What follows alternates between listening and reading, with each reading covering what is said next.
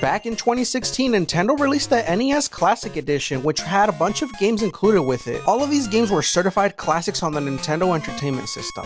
Games such as the original Legend of Zelda, Kirby, Super Mario Bros. 1 through 3, Ninja Gaiden, Dr. Mario, and many more were included in this bundle here. And the best part about it was only $60 in stores.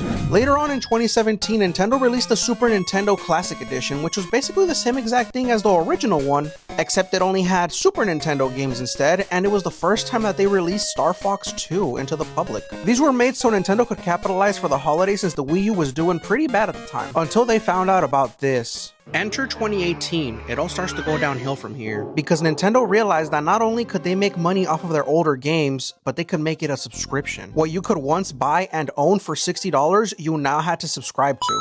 Enter the NES for the Nintendo Switch Online. Not only did the Nintendo Switch introduce having to pay in order to play online, but they also ended up bringing the NES, just as a little benefit in order to get you to subscribe. And this was introduced in 2018, just 1 year later after the Super Nintendo was released. Not only did the NES Classic come with 30 of the best games known to the system, but the games, the system, and what came inside of the box was all well worth the $60. Before they switched online, they changed everything to the point where you could only buy the controllers for $60 and you still had to be subscribed in order to play the games.